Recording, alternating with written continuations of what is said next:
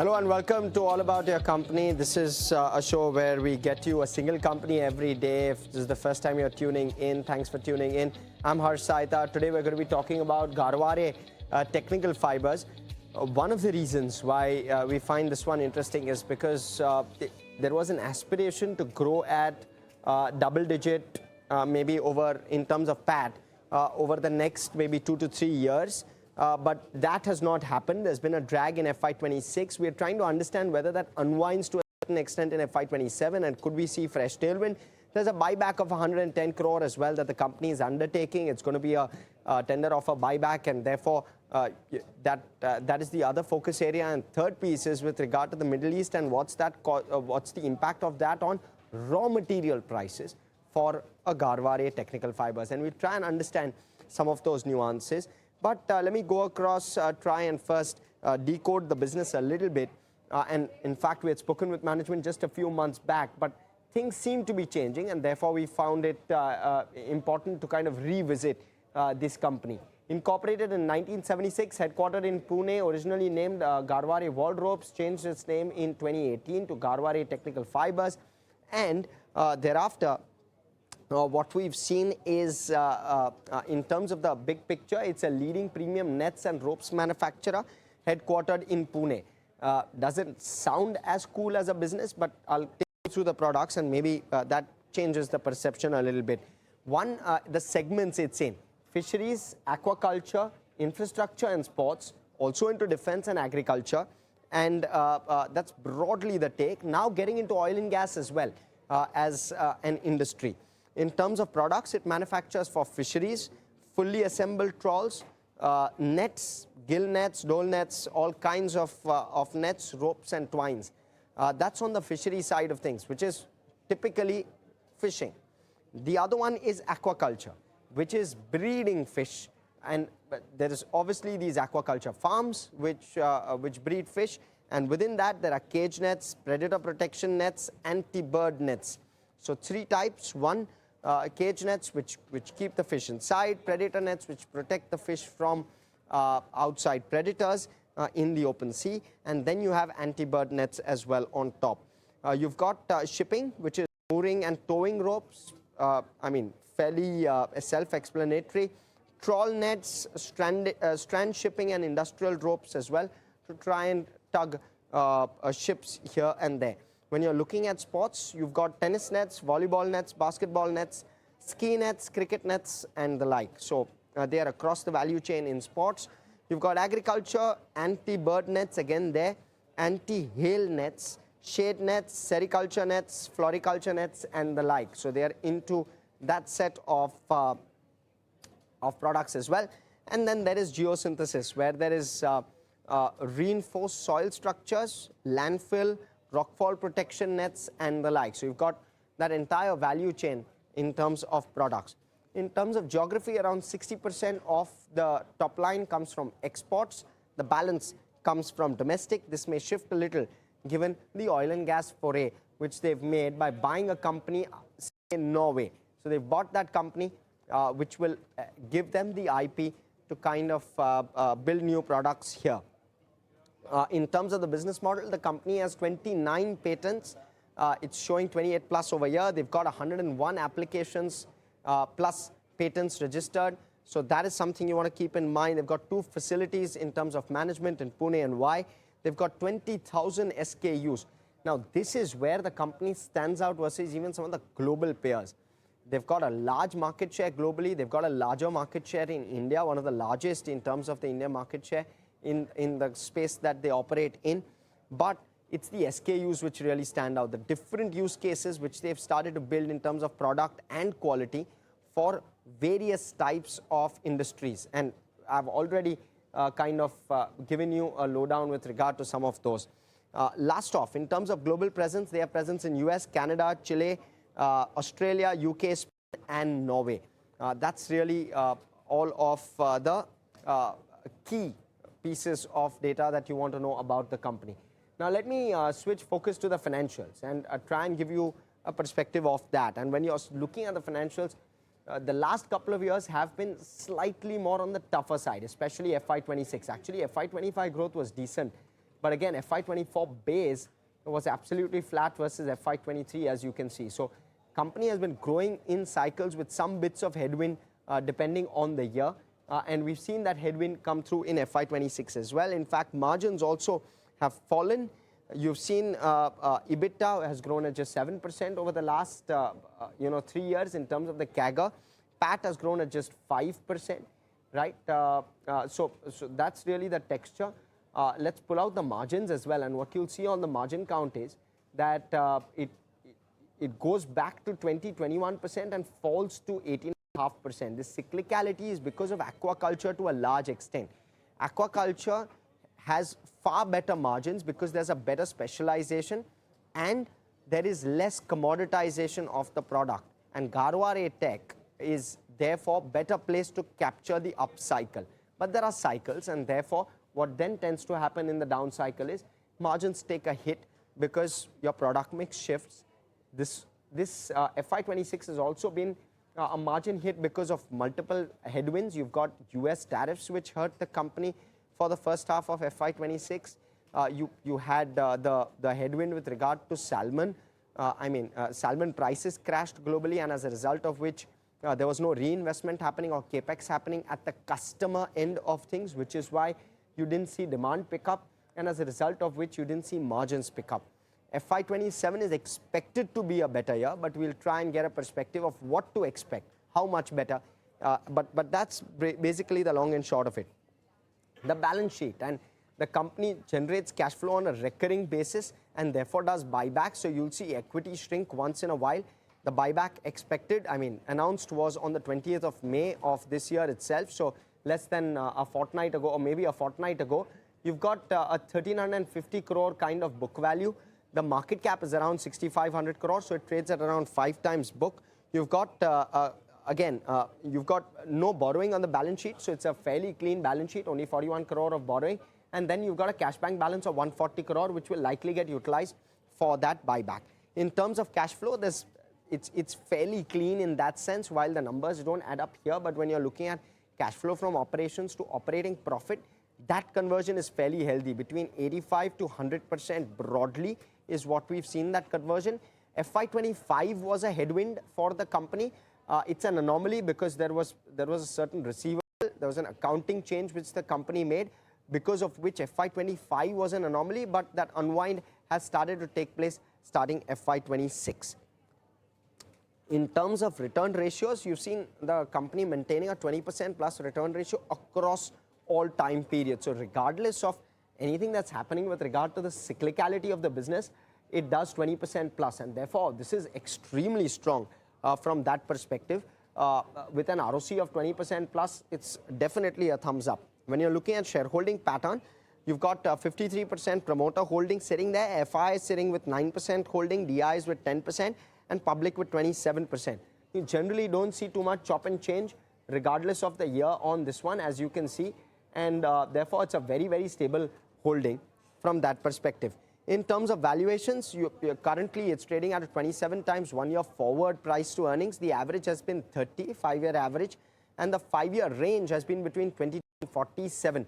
So it's been on the lower end of the 5-year range, but it's largely in line with the 5-year average, and therefore we have cautiously kept this as a neutral.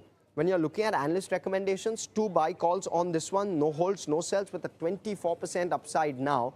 Mind you, earlier the upsides were far lower. Now the upsides have gone up. We're still neutral on this one. Only 2 analysts cover it, so therefore cautious and therefore neutral.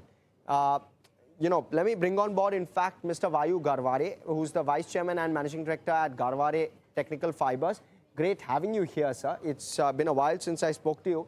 Talk to us about West Asia and the impact of that on raw material prices for you.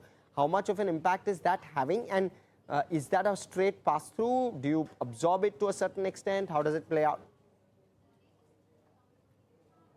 Hi, Harsh. Good afternoon. Thanks for having us on the show. Harsh, before I jump into West Asia, I just want to clarify one point, and that is sort of what drives us. So I think it's important for me to just mention that.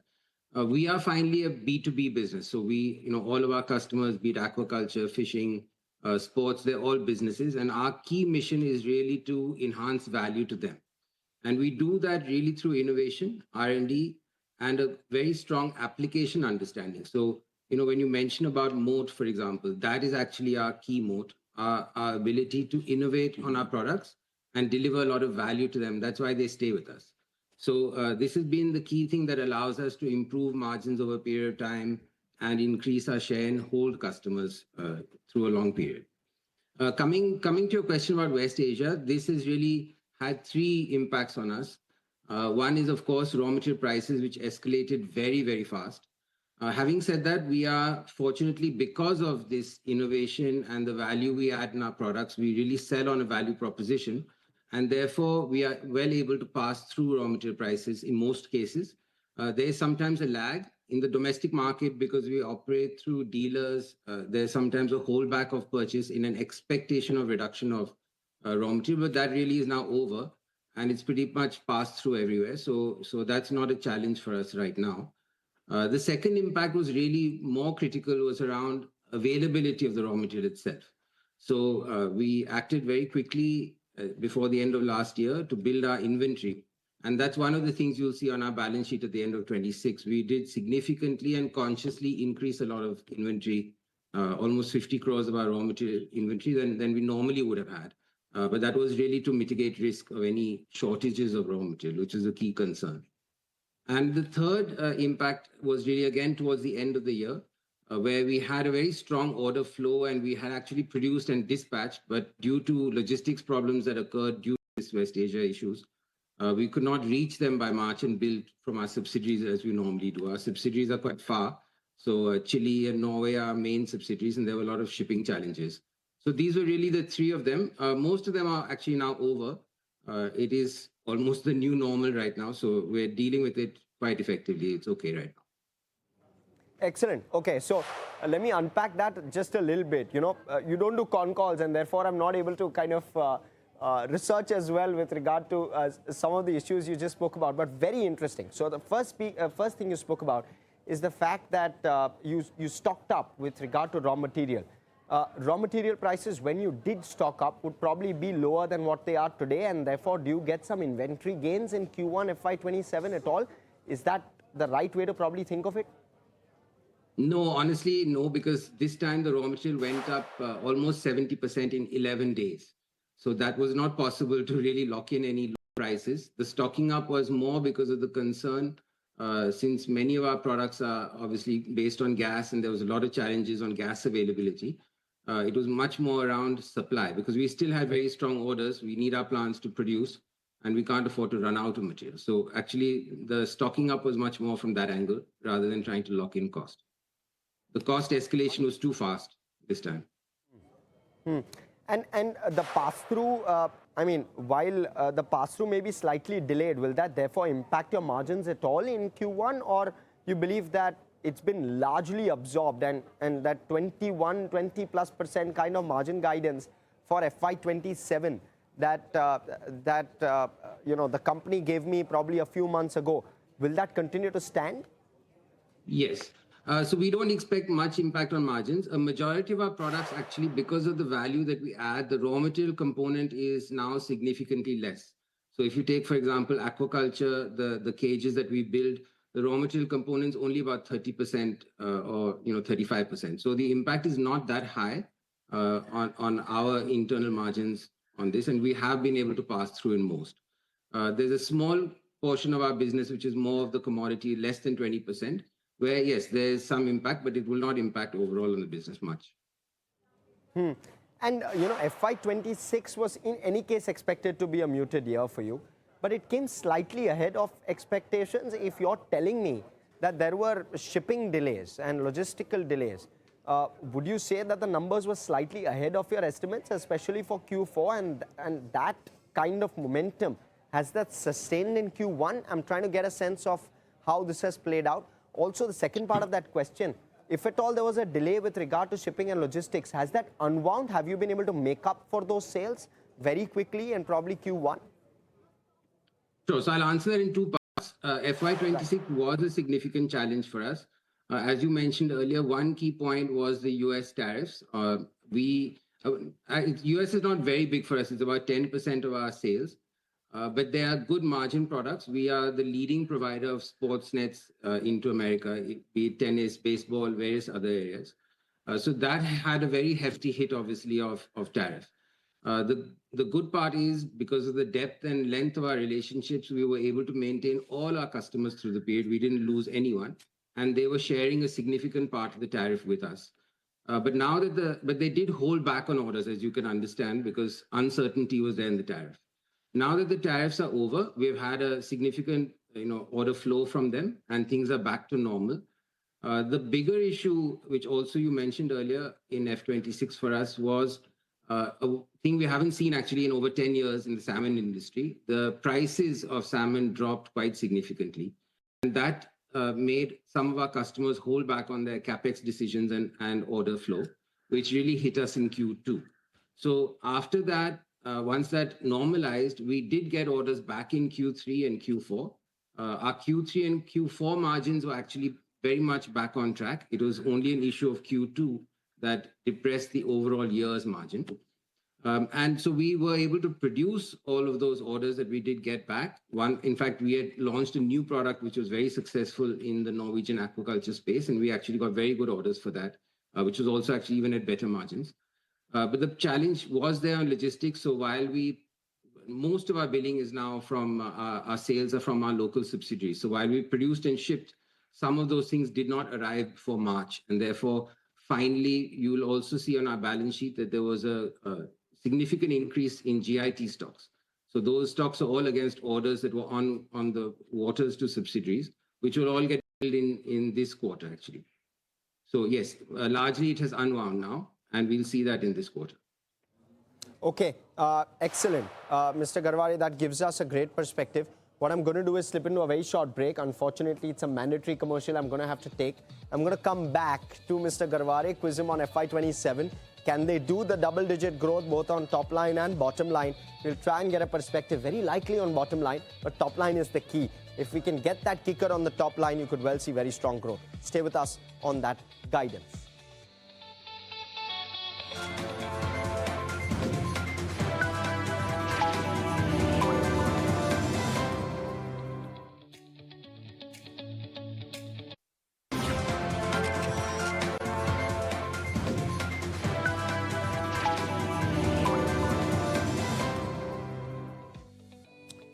Welcome back, and thanks for still staying tuned with us. We're obviously with Mr. Vayu Garware, who's the Chairman Managing Director of Garware Technical Fibres. Mr. Garware, thanks for very patiently waiting by. Firstly, give us a sense now, given this context you've given us with regard to FY26, how is FY27 likely to play out? You've said that there is some tailwind with regard to logistics, which has seen a bit of an unwind with regard to all of the bottlenecks that you were seeing at the end of FY26. Maybe that carries forward into FY27. That should give you positive tailwind. The other piece is with regard to salmon, and that's a big market for you. It's a better margin market for you as well. How is that one playing out? Give us a sense. Yeah, so I think overall, if you look at our key businesses, we are back on track now. We have faced some challenges. So the salmon market is looking good. We are growing very well in countries like Norway. Our Chile market has been very strong.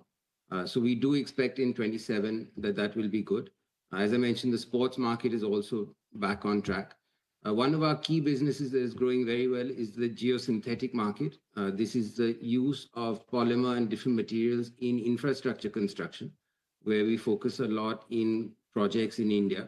And this has been consistently growing at over 40% per year for the last many years. And the outlook here also is very strong. Here also, of course, we have some tailwinds from the infrastructure investment in India.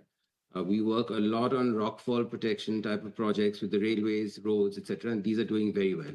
So this is another key market that is poised to continue growing well in 27.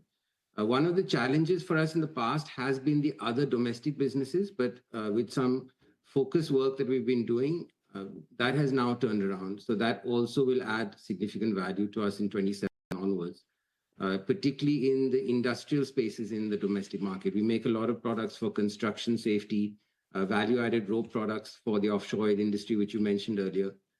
and other such products. So these areas are also doing very well. So overall, we expect that in 27, we will get back to our path of growing profit, doubling profit every 5 years, which is the trajectory we have been on. Last year, we were not able to be there, but we will get back onto that in 27. So double-digit top-line growth, can we expect that in FY27? You're telling me that there's positive tailwind across product categories. That's what I'm understanding. Even the lumpy ones, the likes of infra, seem to be doing well. Actually, the infra, etc., are doing very well. But as you have seen, we are in many product categories and many verticals and many markets. So these are the major ones that are doing well. There are some of the smaller ones which we don't know. And of course, there is the overhang of the West Asia. We don't know how long that's going to last. While it doesn't impact us as much only on raw material price, we don't know yet the impact on other areas like logistics, availability, these kinds of things. So that's one area of caution. But I would say, yes, largely the key markets which have been problematic for us last year, those are resolved now, and we expect to be back onto good double-digit profit growth. Okay, and should that be a multi-year kind of growth we should build in?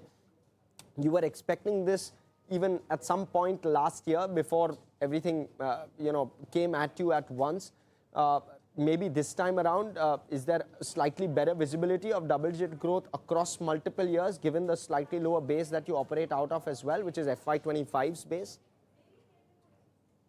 Yes. So as I mentioned, our strategy and our plan is to double profit every 5 years. So obviously, yes, we have been on that path. Last year we were off, but we will be back on that. So yes, we do expect now to have, we're not one to give very clear guidance, honestly, but we do expect to be back on that path. So we have double-digit profit growth for the next couple of years. And with regard to just the raw material price, how much of that has been fully passed on? You think by now pretty much all RM prices have been passed on to the final customer? Yes, the majority of them have been passed on. So when we price new orders in export, we automatically incorporate that, as well as in domestic now has been passed on. And therefore, a 21% kind of margin number, should that be expected from FY27 at least? Yes. So we have been on that. As I mentioned, even in 26, if you see our Q3 and Q4, our margins were back on track. It was really Q2 that was very low due to this reason, and that affected the overall year's margin. But we do expect now to be back on track from Q1 onwards. We don't have much of a concern on that, as we have been on. Sure. No, please go ahead. Please go ahead. Sorry. No, sorry. I was saying, as we have been, it will be on the similar level going forward. Right. And with regard to the Q4 margin, actually, I want to dive a little deeper there. You did 23% in Q4, right? FY26. Do you do that kind of margin number all through FY27, or it comes towards 21? You'd be more cautious and conservative? Yes, around 21 on average. Our Q4 is normally higher for the reason, as you mentioned, we have a lot of orders in that period that get into sales from salmon and other very high margin areas. So Q4 is normally a bit higher, but on average around the same as we have been doing in the past. Does anything change in terms of numbers for you if at all the India-EU FTA were to get finalized? Would that be extremely positive in terms of tailwind? Is that how you would rate it? And second, Norway, does the business improve dramatically FY27 versus FY26? On the FTA, we will have some benefit. I wouldn't say it's very big because our duties into Europe, into the EU right now are not extremely high. So there will be some benefit. Actually, the benefit is also in reverse. Our customers are very keen on India as a market for salmon, for example. It's a massive available market. And I think the FTA is bringing a lot of interest for them in a way of getting into India to be able to sell. So we've recently had some large delegations of our customers, and that always helps to build relationships and go deeper. So that's a very positive part. On Norway, sorry, what was your question again on Norway? If you could just repeat that, please. Harsh, sorry. No, so Norway was largely with regard to aquaculture. You believe that unwind has happened? Salmon prices have come back, and therefore aquaculture will pick up significantly for you in FY27 off the base of FY25 likely? Yes. So in Norway, we have changed our model recently. So we were actually working through a distributor. We're now working directly there. And that has allowed us to penetrate much deeper into customers and actually upgrade the product. So we are working a lot with now the largest companies in Norway. Some are already fully with us and some are in trial mode with us. So some of those trials will be completed in 27. And we will see towards the end of 27 because they normally take almost a 13-month trial. So but we're definitely very deep in that. And the top customers, which make up almost 60% of the market of Norway, they're in very close touch now with us, and we're working with all of them. So over the next couple of years, we definitely expect good increases in our share and our business in Norway. All right. Thank you so much, Mr. Garware, coming in and speaking to us. Really good perspective with regard to what to expect going forward. As always, you've been very candid. Thank you very much. Pleasure. Thank you. And with that, viewers, completely out of time on this edition of All About Your Company. Thanks so much for tuning in. Stay here on ET Now. More action to follow.